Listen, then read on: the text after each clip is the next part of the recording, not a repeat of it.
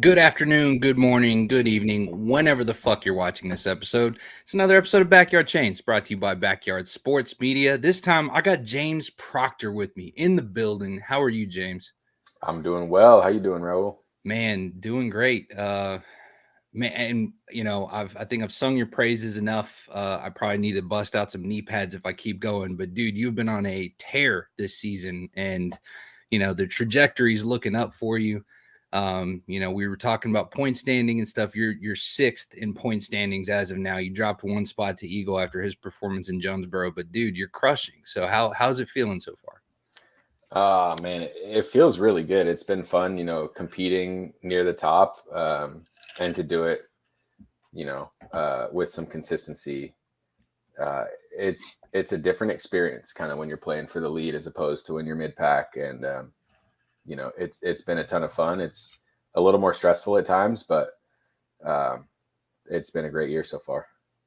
Yeah, no kidding. Well, and that's good to hear. And you say near the top. Stop being so modest. You've been competing at the top level, so don't Yeah. sell yourself short, man.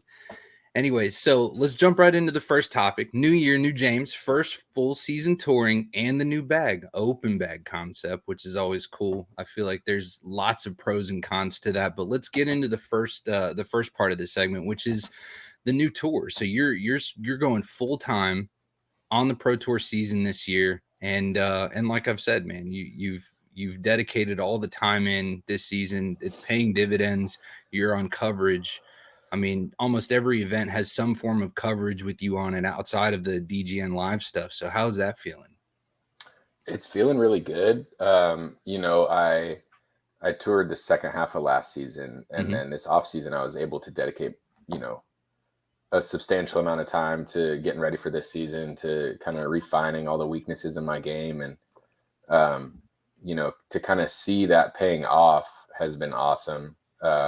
And it's been kind of super motivating to want to keep improving and keep trying to, either chase down that win or just competing at the highest level. Oh yeah, for sure. For sure, man. And I feel like every year, I'm sure that every disc golfer through the last 40, 50 years has said it, but like every year there's this new incredible talent that shows up, or maybe they've been around for a few years and they have that breakout year. Like, Isaac Robinson's a prime example, but Gannon Burr over the last couple of years has just been this like meteoric rise, and then just makes the competition that much tougher. Yeah. I wonder what the MPO field would look like if Eagle was at full capacity and Ricky Wysocki was at full capacity, right? Like that's something to consider. But every year it just gets tougher and tougher and tougher to be competitive. And there's nobody that crushes confidence, at least for myself as a novice disc golfer, like people like Gannon Burr, who's 17 and they can, take down majors and then go sling the disc 600 feet on command. It's pretty nuts. Yeah. He's a super special player. Just his well-rounded game, his angle control, his confidence, his putting, everything, and to do it at such a young age and be able to handle, the pressure that comes with that. But yeah, it's interesting. Like I used to play a couple events a year and stay in the top 20, top 30. And, with the rise in disc golf the last couple of years, I always felt that I was still kind of ahead of the curve as far as a majority of the field. But, last year I got crushed and I didn't play very well. And so that was a little motivating too. I wanted to kind of prove to myself again that I could hang with a lot of the guys and I could beat a lot of the guys. And so, this year I'm kind of doing that. And, it feels good to know that, even though I didn't play well last year, that I still have the good golf in me and I'm able to play when it counts. Yeah, man, those consistent strokes, that time just getting into that routine. I feel like even though, like we talked about earlier today, the chaos of your schedule, Yeah. getting that time of having that consistent play throughout the entire season.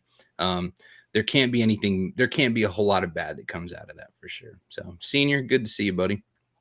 Yeah. So new bag, you finished up your year with Innova, and so you've got your deal with ThoughtSpace. So something that I did want to dive into, just because I know nothing about the main differences between having like a single disc sponsor, or I guess with Innova you'd have like Millennium and a couple other folks. I think you even could have bagged some Discmania at one point in time, but But yeah, so how is that different as far as the level of support that this open bag thought space or infinite, how did they support you in relation? Yeah, it's nice working with Infinite, Thought Space, and Clash. They all work closely together, and you know, uh, Infinite's a major retailer for both of those two companies, so they were working together before I was in the picture, and um, but it's been a unique experience. They all kind of support me evenly, so I'm not favored or needing to represent one more than the other. Um, but it gives me the opportunity to one throw whatever discs I want. I have a zone in the bag from Discraft, and that's not an issue. I'm required to throw one mold per company, so Ah, okay. obviously I have more than that, and I want to support the companies as much as possible. But if there's a disc that I really want to bag from a different company, I'm allowed to do that. Um, and it also allows me to like work with other small companies to either put my name on a disc and make myself a little money or make them a little money, or Yeah. kind of promote them. Like Eric's probably most famous one is he does a run of the Bergs Oh, from those are so Masterclass. sick.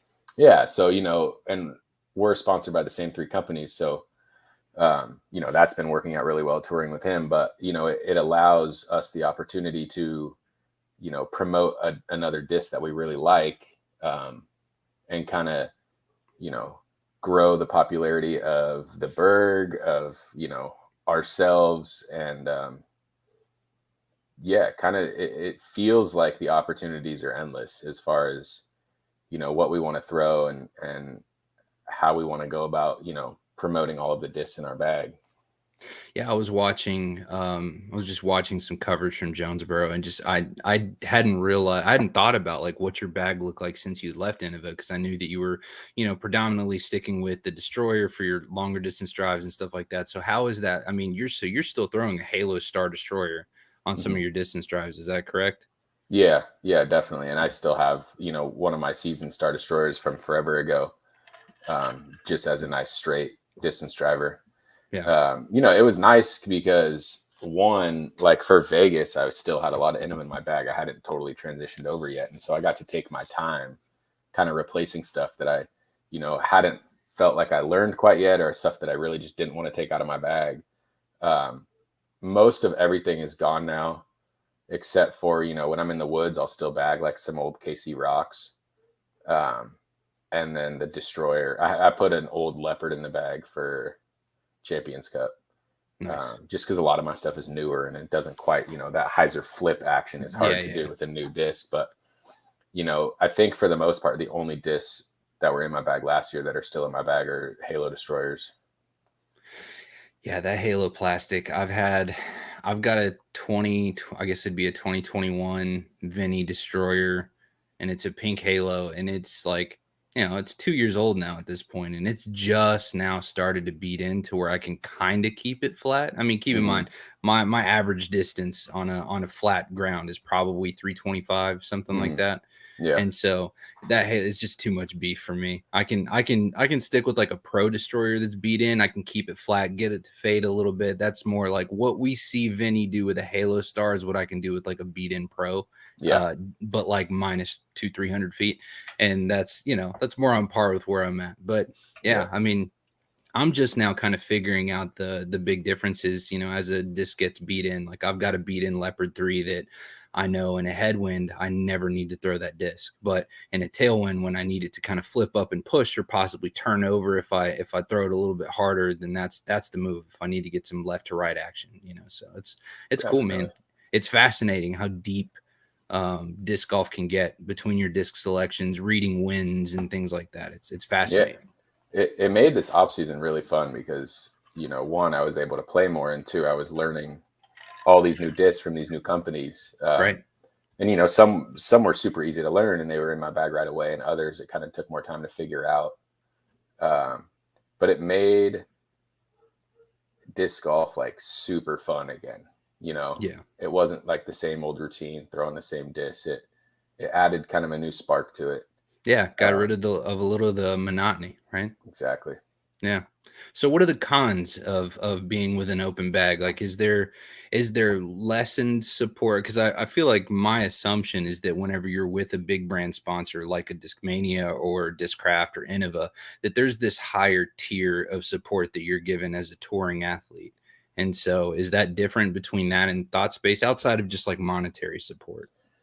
I mean, potentially, like when you're talking about, Calvin having the Halo Destroyer, or, um, some of the guys on Discraft, like I know, Adam has the Zone. Hmm. Like those are obviously going to sell really well. Those are the most Right. popular discs on the market. Yeah. Um, but, like for the champion level team, like I'm getting pretty equivalent support um, that I was last year. And so, I don't know, as far as just having a mixed bag, I don't really know what cons would be because I can throw whatever's out there. Yeah. There is like endless discs to choose from, and so sometimes it's hard to narrow it down. Yeah. There Um, you go. like when I was learning this off season, when I got all my discs, there was one from Clash and one from Thought Space, and they flew so similar, and it was like I don't know which one to put in my bag. Um, so that was a little bit of a struggle, but I think that's kind of a small problem to have. I'd rather have that problem than having to fill a slot that isn't there. Yeah. So I don't really know if there's cons to the open bag. I mean, um, yeah, as far as like support wise, I feel way more supported this year than I did last year. So Yeah. That's you know, and again, this is not something that we talked about beforehand. So forgive me, and you can feel free. I can go fuck myself at any point in time in this question, but um, Innova to me seems like the amount of talent that they've lost in the last few years. Right, you're losing Wysocki, yourself, Andrew Marweed, a few guys. Right, lost quite a few. Lost Kona, lost a few folks, and somehow they just on the scouting trail they seem to not be there, and the only thing that could really get me to believe why would be that monetary discussion, right? Like it would probably be they're failing to negotiate competitively against their competitors. And one of the things that I talked about in the off season was like with Gannon Burr coming up, well, potentially early end. Now that's over with the lawsuit and that drama, but this I thought Gannon Burr was the guy that you need to bet the farm on to partner up with Vinny, because now you've got who is now the number one disc golfer in the world partnered up with Gannon Burr, who's the young up and coming. Like that kid's going to be in the game for a very long time. He's going to be dominant a long time. And then everybody that I have talked to offline, and no need to mention names, but they all seem to think that like Innova doesn't have that. I don't know if it's not interested or what, but they just don't seem to like be as invested in their people as they probably should. Now, this is not including people like Vinny or like Jeremy Colling or the stars of the team, Nate Sexton, those guys. They're in a league of their own.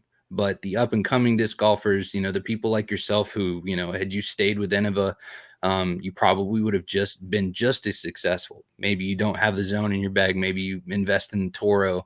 You work in some other Innova plastic to stay as competitive as you have been. But like, I feel like Innova does not invest in as much in their people as they probably should. So I'm going to leave that statement open ended. Brief pause for you to fill in if you need to, and then we can move on.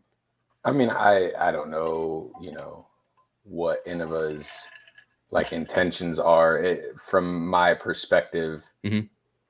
they're ready to support players who have accomplished something. They're not looking to Yeah. put their support in someone who's got something to prove. Yeah, they're trying to be bought, not built. Is that what you're saying? A little bit, and Yeah.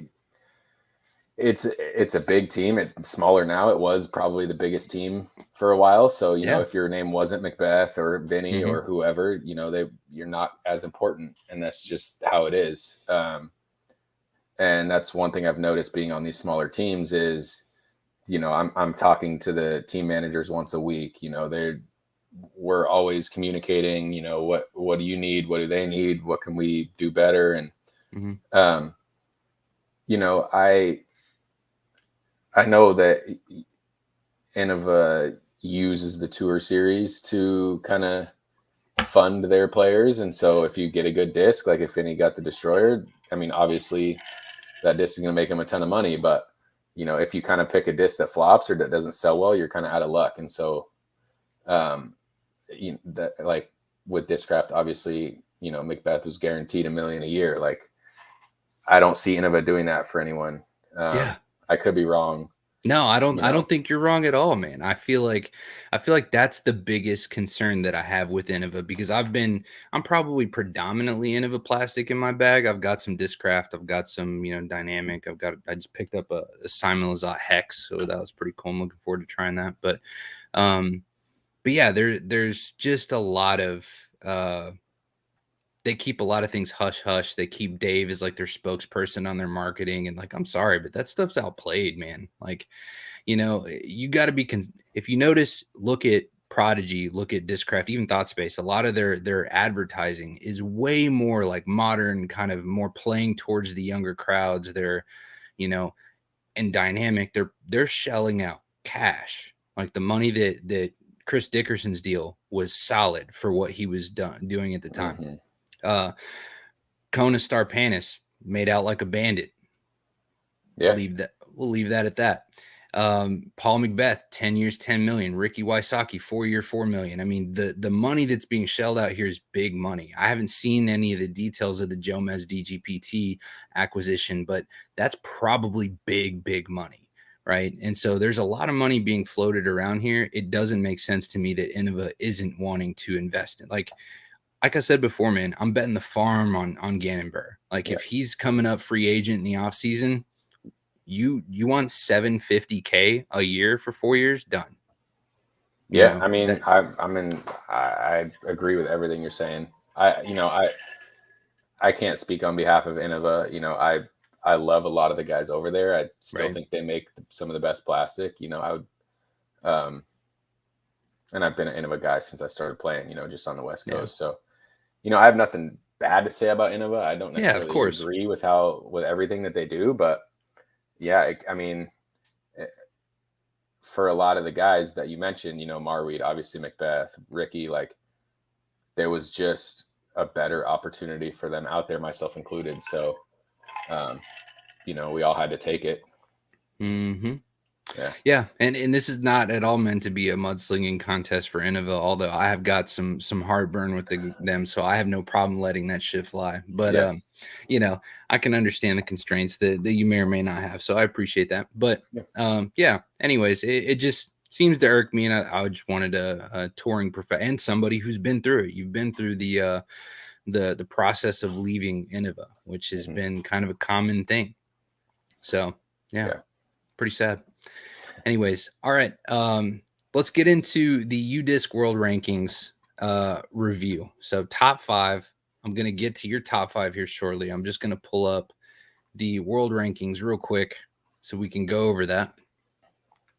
So the top 10 MPO players, I mean, obviously FPO goes without saying. Kristen Tatar on a downward trajectory. This might be the end of her season at this point. Poor thing. But I don't see any other option other than her being a 2X this year. I really don't see anything else happening. I don't either. So yeah, that's next level generational talent level dominance. And that's nuts. That is gonna keep Paige Pierce from adding a 6X to her disc. So anyways, Vinny at the top. No surprise.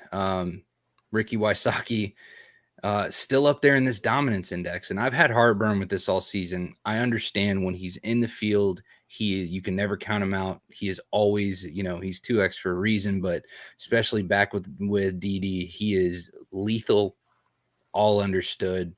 I just don't think that it should be as all-time considerate as it is. And so I'd like to learn a little bit more about that dominance index. But Gannonburr at 3, Eagle McMahon up 1 spot to 4, Simon Lizotte down 1 to 5. So still over Paul Macbeth, who has kind of struggled this year.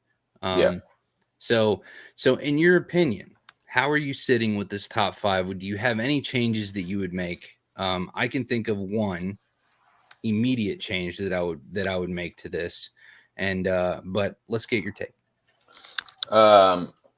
You know, I think there's two different conversations. You know, who are the 5 best players and who are the 5 best players this year? Mm-hmm. If we're going off this year, I just wouldn't put Ricky in there because he hasn't played. Sure. Yep. You know, so I would go Vinny, Gannon, Eagle. I'd put Kyle Klein up higher. Mm-hmm. Like his worst tournaments, like 10th place. Yeah. And we'll get to that shortly. Yeah. So Vinny, Gannon, Eagle, Kyle. I can scroll down a little bit if you need to. Probably, you know, either, you know, Simon has a win this year, right? What did he win? Mm-hmm. Yep. He won Music City. Yeah. Yeah. I think the 5th place can be kind of more of a toss up. Simon, you know, Isaac's really good in the woods. I really like it. Also, you know, I don't know. Isaac and AB are funny.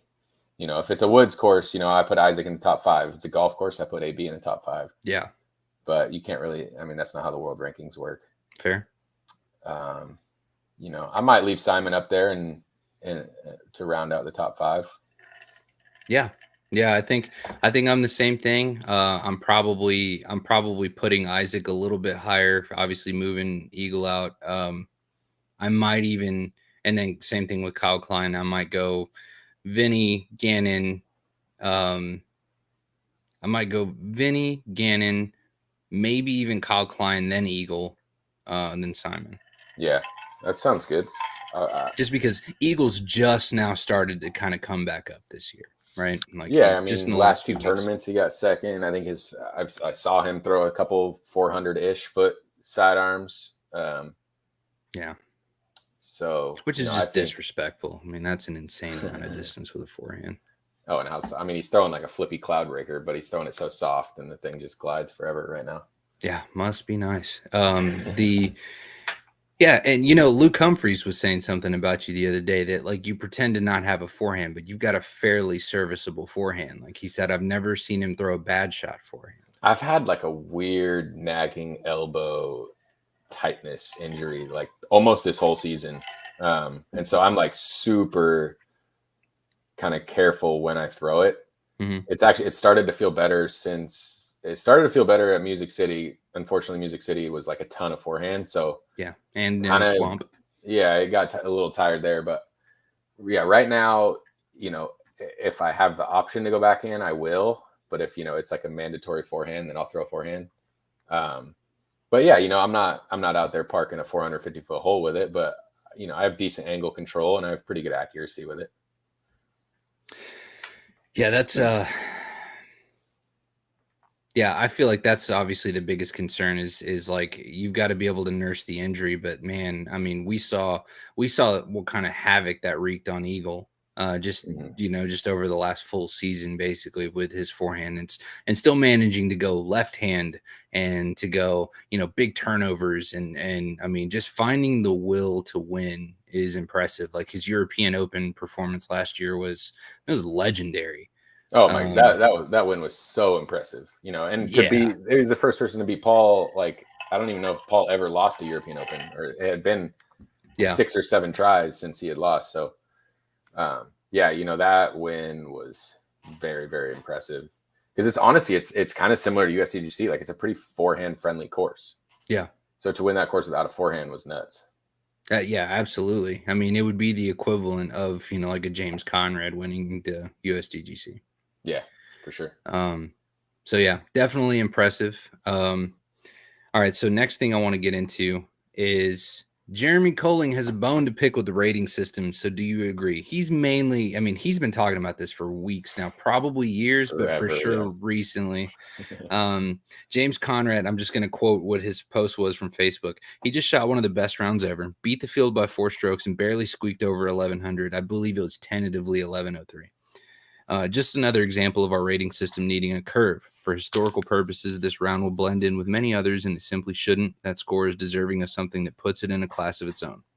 And then he says, I won't bring this up again, but has been in the comments bringing it up again since he posted it days ago. So, anyways, Jonesboro in perfect conditions is pretty easy as far as the rest of the courses on tour goes. Mm-hmm. So James shooting 17 under with the Eagle.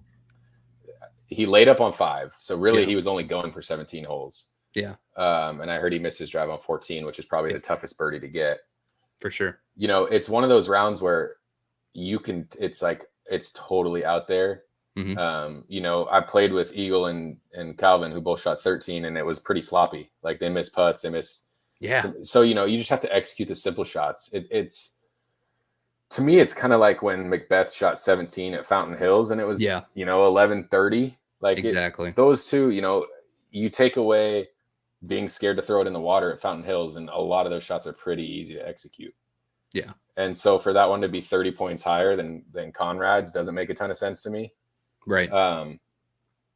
And I've never really dove into the ratings too much to know like how I know it's, kind of how you fare against the rest of the field, and it weighs, on the top guys a little bit more. And I don't know, like to me, I think the most impressive round that I can remember is Macbeth shooting 15 at Maple Hill. And I don't remember what that was rated, 11-15 maybe or something. I need to look that up. But to do that at that course is like, to me, those shots are just way more challenging and more difficult to execute back to back to back to back. But yeah, that's not to take away from Conrad's round. It was clean. It was, I haven't watched it. I heard he made some sweet putts. And it's just, to execute the shots over and over and over again. And, to beat the course record by 3 or 4, beat the field by 4, like obviously you're doing something great. Right. And so, probably should have been rated a little higher. But yeah, I don't know. The ratings, like everyone likes to complain about them.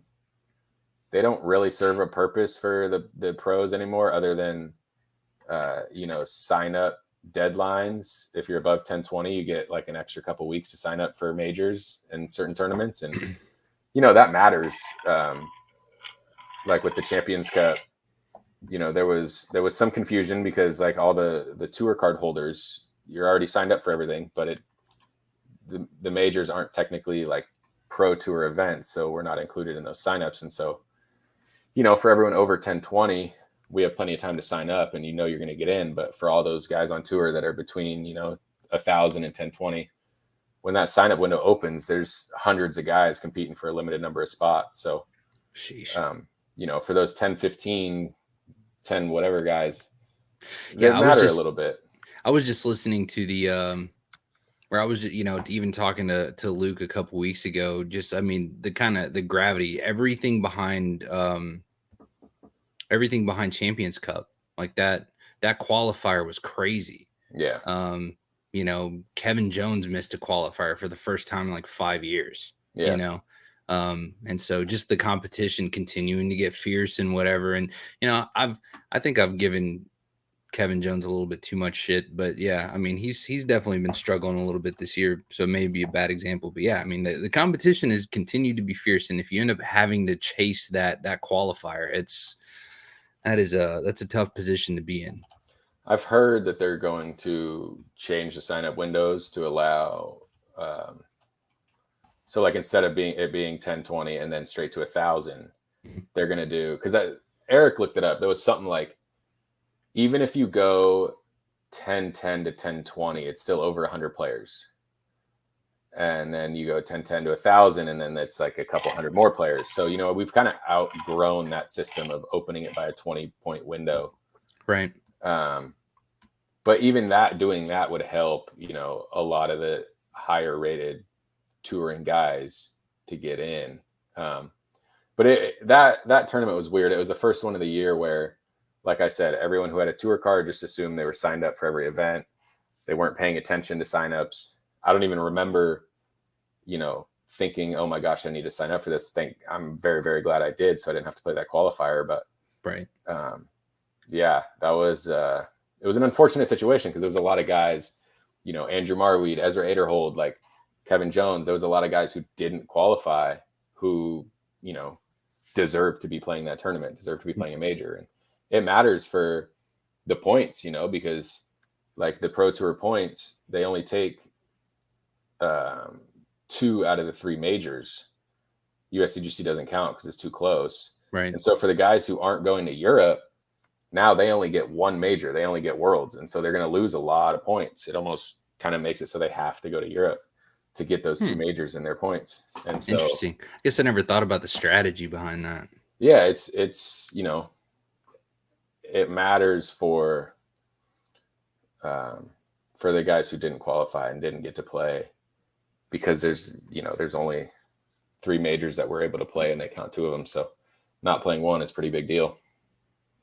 Yeah. The impact of that. And we'll get into a fact segment about that here a little bit later. So just looking at the PDGA website, for example, your current rating as of a month ago is 1027. That's probably gone up because you've done fairly well in the last month. So how often is that updated? And are you guys like updated when they update, or is there like a notification process of like, hey, you're killing it, you're up to 1030? No, there's no, like, we don't get updated. I think it might be once a month, it might be once every other month. I know it's always on a Tuesday. Okay. But it says, like, on the PDGA website, on the like announcements or whatever, it'll be like new ratings update, publish, yada yada. The next one will be posted. Okay. But I don't know. I don't get notified. What happens is I go on Facebook one day and everyone's posting what their new rating is, and I say, okay, yeah, they must have been an update. Fair enough. But yeah, I don't pay a whole lot of attention to the ratings, what I'm rated. As long as you're over 1020, you're good, huh? Pretty much, yeah. Yeah, there's nothing wrong with that at all, I don't think. Yeah. All right. I do want to jump into the points breakdown real quick, just to kind of go over, because again, you've been kind of crushing. So let's look into the UDisc Live standings. Get this pulled up real quick. Boom. All right. So Vinny with a healthy lead. Yeah, he's almost allergic to not being on a podium. He had a small break there for Blue Ridge and Champions Cup.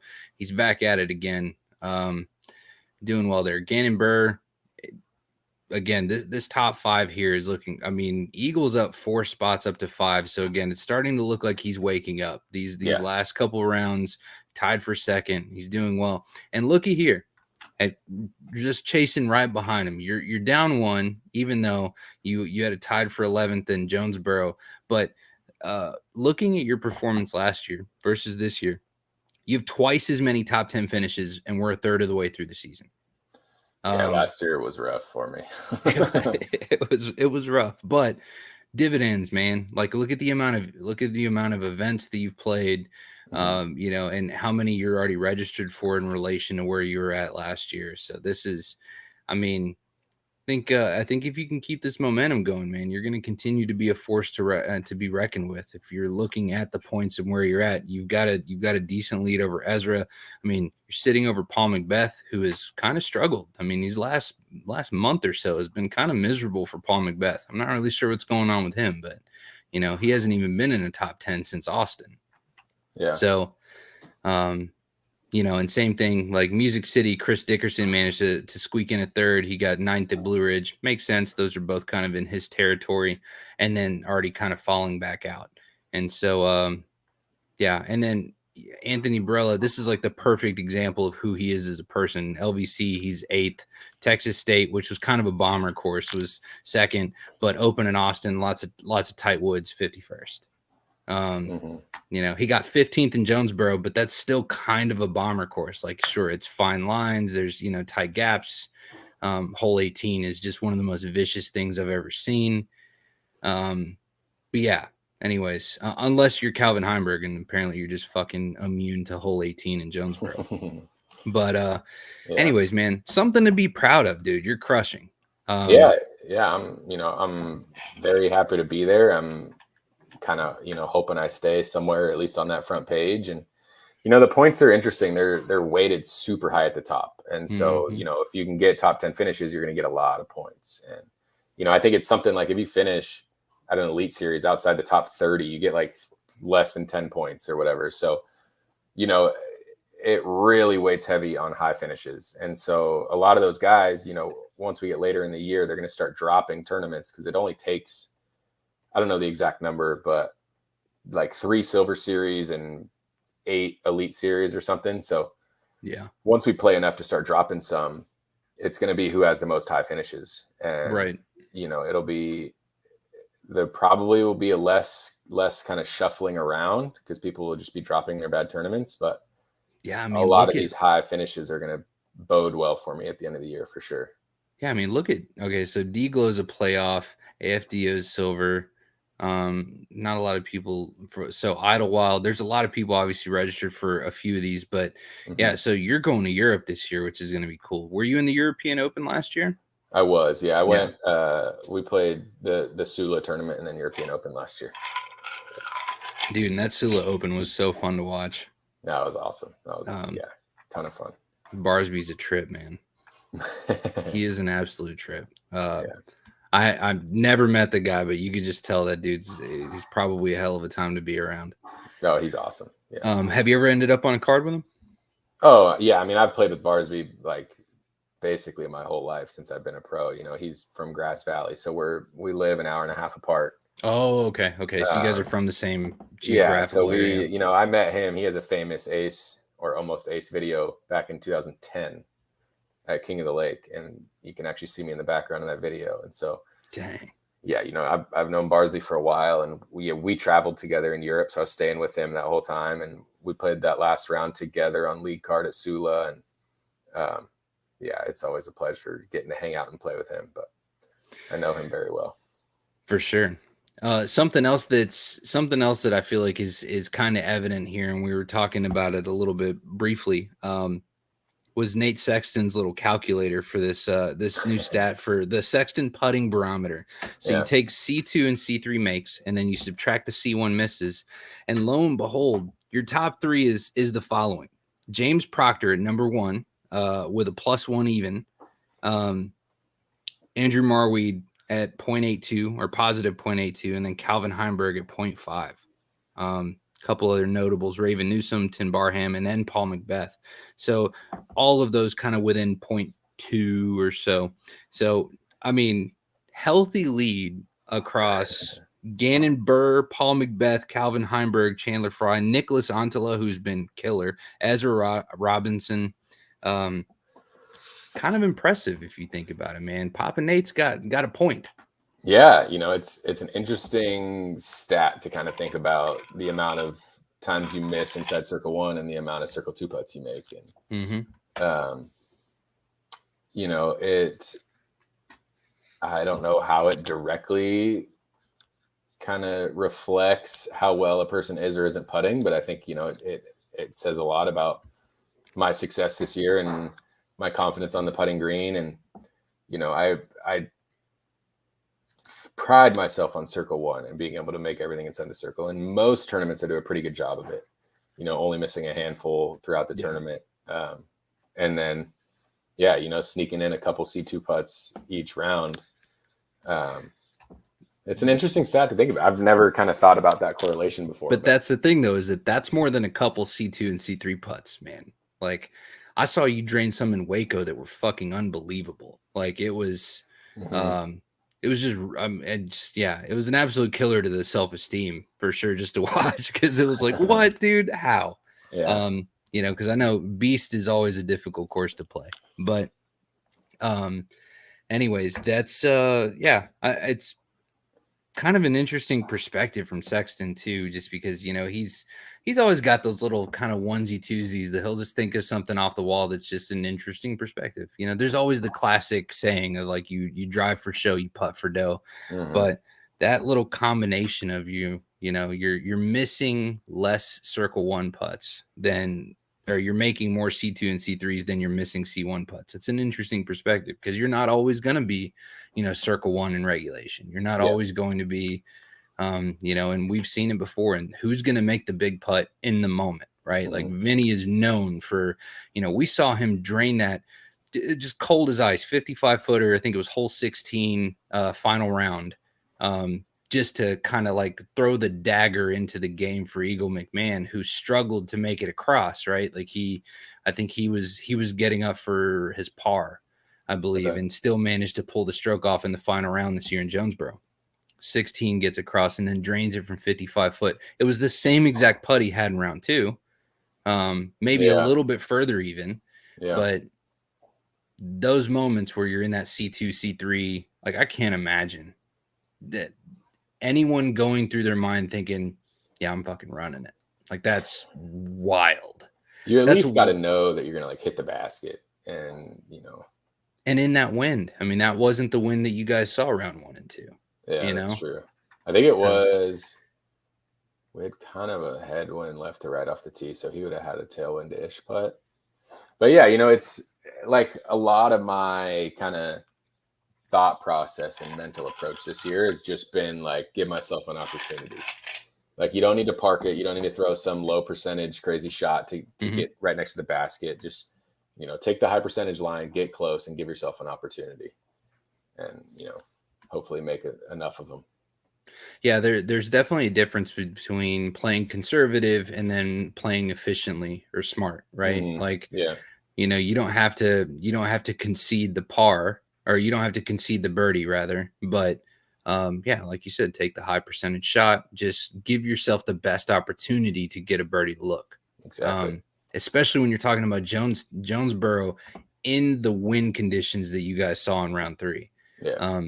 A little bit different, like you said, in round 1 and 2. That was a scoring fest. I mean, we saw 13 unders. We saw 17 under with our Lord and Savior James Conrad. So it was definitely what a shakeup, man. Everybody was like, "Oh wow, Jonesboro is going to be fantastic," and then everybody kind of started seeing the weather coming in for round 3, and it's like, "Oh shit, here we go. They're back." It was intense. It was a weird wind too, because it would swirl. Like you would,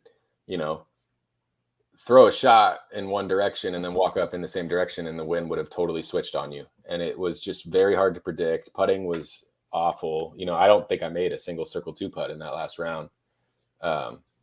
It was hard to, kind of get the confidence and get any momentum going that round. Everything just kind of seemed like, you try to make a wind read and then hope it worked out. It was tough. It was a tough wind. It was super unpredictable.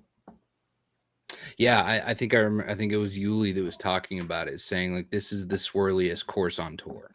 Yeah, it felt like it. I mean, that was my first time there, and thankfully all my practice rounds were in good conditions, and the first 2 rounds were ideal. And so that was the first round I played on that course in the wind, and it made it tricky.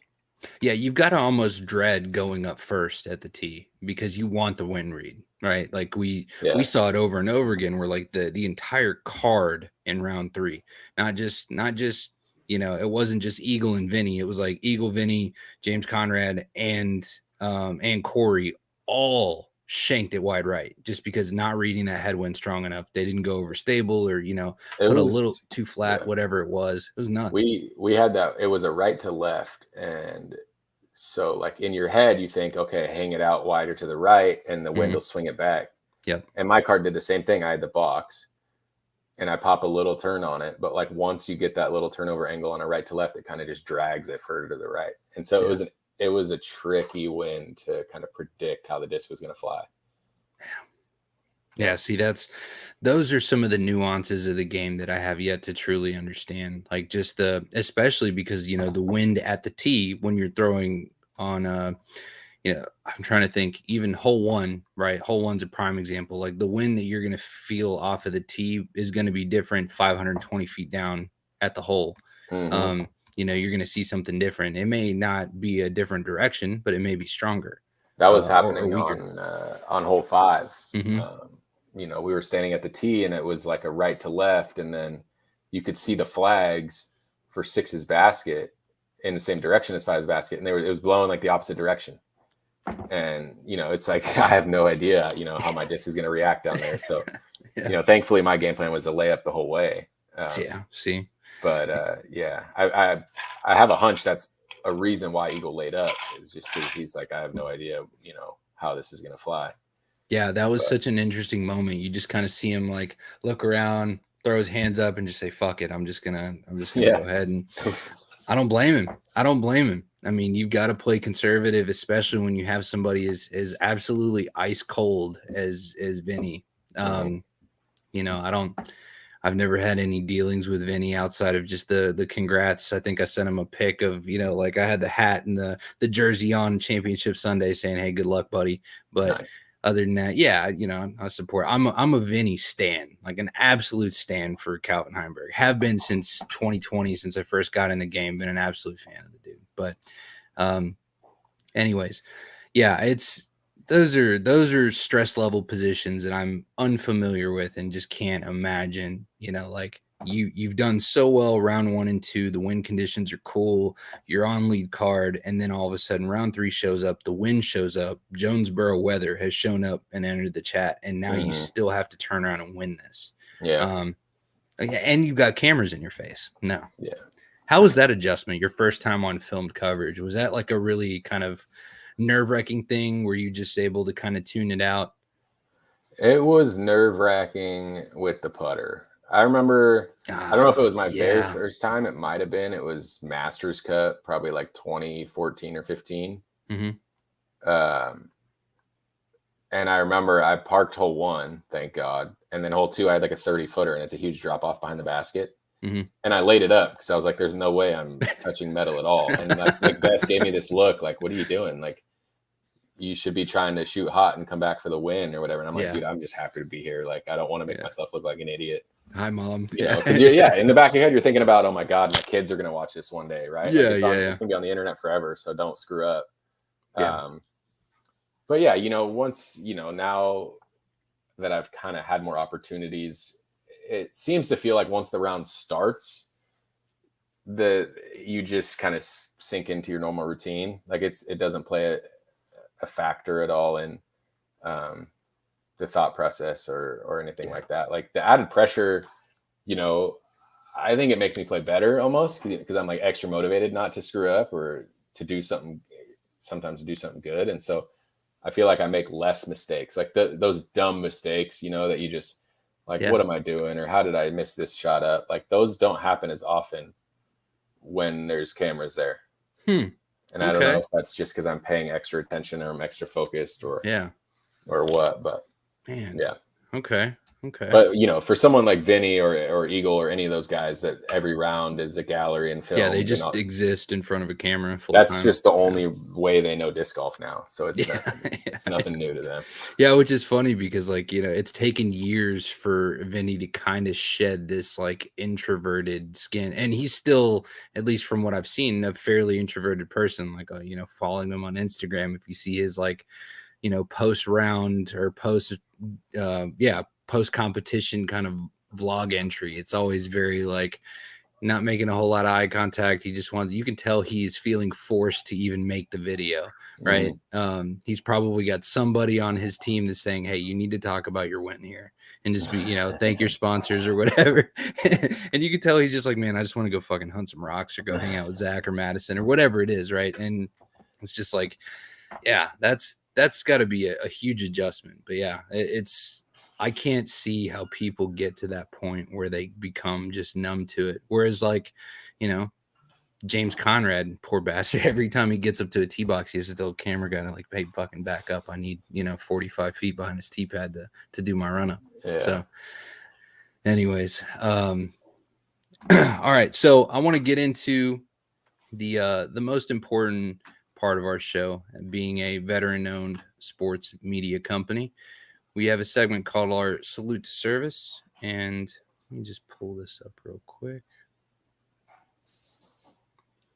And this episode is going to be dedicated to Army Staff Sergeant Michael B. Quinn, who passed away May 27th, 2003, serving during Operation Iraqi Freedom.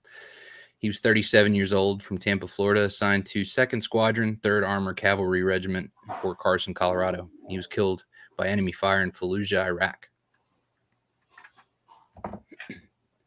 Army Staff Sergeant Michael B. Quinn, we have the watch.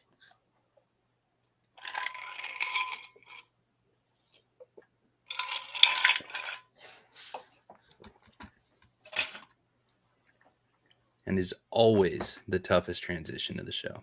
Never is not. Yeah. And for the last segment, as we're approaching 50 minutes, so I apologize, we're running a little later than usual, but good conversation. Thanks again for jumping in with me. Definitely. So I try to keep my ear to the ground on the tour, and like I said before, man, like backyard sports, we cover baseball, college football, NFL. We try to cover hoops, and I watch disc golf more than any of those sports combined. So this is the one sport that I want to cover forever. That's awesome. Anyway, so yeah, again, an absolute privilege and really grateful to sit down and talk with you tonight. And I appreciate you taking the time out of your evening to speak with us. Oh, definitely. Thank you for having me. I mean, I love, doing these and hearing what people have to say. And yeah, anytime. Hell yeah. Right on. So let's get into the Cap Facts, last segment for the night.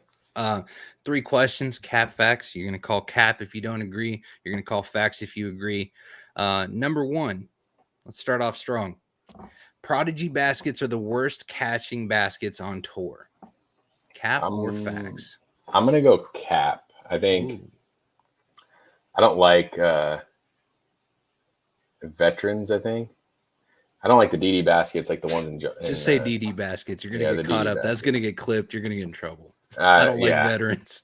Oh yeah, no, the veteran baskets. But no, I don't think Prodigy baskets are the worst. I think the horizontal chain is a little funny. Like they can act as a pendulum sometimes and swing your putter back out.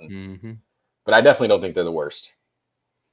So DD baskets are the worst. You heard it here, James Proctor. This just in: James Proctor hates DD. He hates veterans. No comment. Yeah. Good call. I'm going to say Facts to that Prodigy baskets comment because I've seen way more vicious spit outs out of those Prodigy baskets than I have those DD baskets. I'll pay more attention to those Prodigy baskets or those DD baskets, though. So next up, Cap Facts. It's too late for Ricky Wysocki in the points race this year to win. So I didn't have a chance to quite go over it, but I can pull it up very quickly. He is... I think he's sitting around 50 in the Pro Tour point standing, but he's only got 80 or so points this season. I mean, I think, to win, I think Facts. I don't think, I don't think anyone's catching. I don't think anyone's catching Calvin. I don't think Ricky could. He would literally have to win like every tournament he plays the rest of the year. Calvin, I mean, his worst, by the time that you drop tournaments, once he plays enough, his worst finish is going to be 3rd. So I just don't know how you catch a guy like that. Yeah, 100%. Yeah, so just for reference, Ricky's sitting at 53rd right now with 83 points completely. Wow. 2 events, he has an 8th and the 6th finish. I think he DNF'd at Texas State or Austin. I mean, Calvin's already won, 3 or 4 events this year? Yeah, he won Las Vegas, he won Texas State, and he won Jonesboro. So, in order to catch him, Ricky would have to win at least 4 or 5, and, Calvin's probably going to pick up a couple more too. So I think Facts. I don't think Ricky's going to win. Yeah, there you go. I figured it was kind of an easy toss-up by throwing in there to win. But, I mean, I think we're going to quickly approach a point where he's going to struggle to contend in that Pro Tour points race. I mean, it's, like I said before, it's so heavily weighted at the top that if he gets, a couple top 5s, he's back in it. Mm-hmm. So, I do think, assuming he gets healthy soon, he'll be able to qualify in that top 32 just because, if he won one tournament, that would jump him up probably at least 15 spots. Yeah. So, if he gets healthy soon, I think he'll qualify. But so right now sitting at 32 is Aaron Gossage, who's at 144 points. So just 60 points above. That's an Elite Series win would put him above that. Yeah. And, if he decides to win a playoff or an Elite Plus or a major, it's 150 points right there. So, yeah, it's a good point. It's a good point. Yeah. I guess I'm kind of curious to see when that no later than would put him. Just looking at the rest of the season, you had DDO. I mean, if he won a playoff event, I bet he'd qualify. Yeah, a playoff, sure. So, yeah. Yeah, D-Glow, if you won D-Glow. And that's like very, very close to the end of the season. That's like one of the last 5 or 6 events. Yeah, that's interesting. Yeah, hopefully we get to see him back soon. I know he's trying. It seems like it's kind of been one thing after another for him between the injury and obviously his pre-existing condition he's been trying to battle through. So that's tough, man. That's tough. He's a competitor. He's one of the best in the world. He is an absolute menace to the field whenever he competes. So, I think the sport's better with him in it for sure. Yeah. Yeah. Well, consider yourselves lucky you haven't had to deal with him much this season, right? All right. Last question, and we'll let you go. Cap facts: James Proctor is a world champion in the next 5 years. Talk your shit, James. I'm not going to say it's impossible. It's not like, it's not like being first in the Pro Tour where you have to like put a whole complete year together and win a bunch of events. It's who's one to event. say exactly? I have probably the same likelihood of winning a Silver Series as I do a major. It's just who plays well that week. Yeah, any given Sunday kind of vibes. Exactly. So, I'm not going to say it's impossible. I'm definitely not a favorite, but the confidence is definitely growing, and it's kind of the mindset I've had. It's like the field, at least the top 10, there's not a ton of difference between a Silver Series and elite and a major. You're still having to beat the same guys. And so if I happen to put it all together on a week that ends up being super important, that'd be sweet. But, I can't say it's impossible. So I'll go facts just to, put that into fruition. Maybe it'll come true. That's right. We're out here manifesting. He's humble and realistic, but he's got the confidence that he needs to take down and put a 1X next to James Proctor, and I'd love to see it. I would too.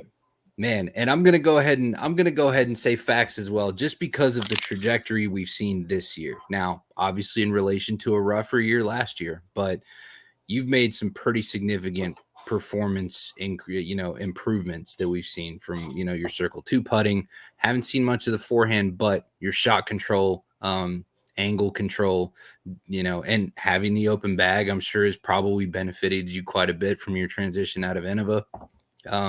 So yeah, I think the consistency and as far as appearances on tour, like everything is in your favor.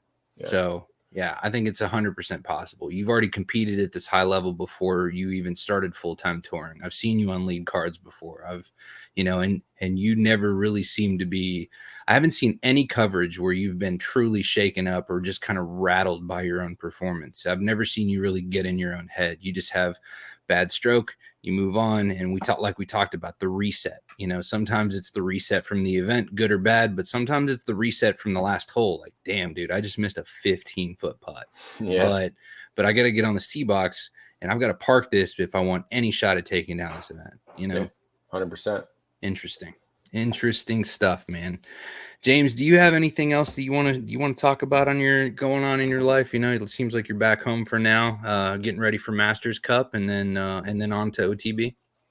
Yeah, it's nice to be home, albeit for a short amount of time. But yeah, I've had a blast this year. I've had a blast meeting new people, playing new courses. Obviously traveling with Eric has been amazing, and I'm just grateful that I took the leap and excited for the opportunities that lie ahead. And obviously, thank you to my sponsors for making this possible for me.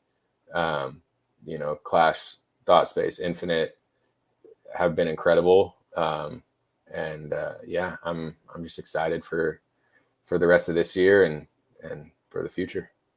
Man, all of us are excited here too. All the tens of folks that will watch this video, I'm sure we're all very excited and happy for you. But man, can't thank you enough, and congratulations on an outstanding start to the season with a new sponsor, first full time on the tour. It sounds like the company you're keeping is also kind of a good influence on you. We're only ever going to be as good as the company we keep, right? And so the Oakleys, they just seem like salt to the earth, great people. Mm-hmm. And I love that for you, man. And I'm looking forward to seeing your success this year, and then hoping that you go into Europe and kick ass as well. Thank you. I appreciate that. James, thank you so much for your time, man. For all of us here at Backyard Sports Media, we thank you. My name is Raul Herrera, joined again by James Proctor. Another episode of Backyard Chains brought to you by Backyard Sports. We'll see you guys next week. Thank you.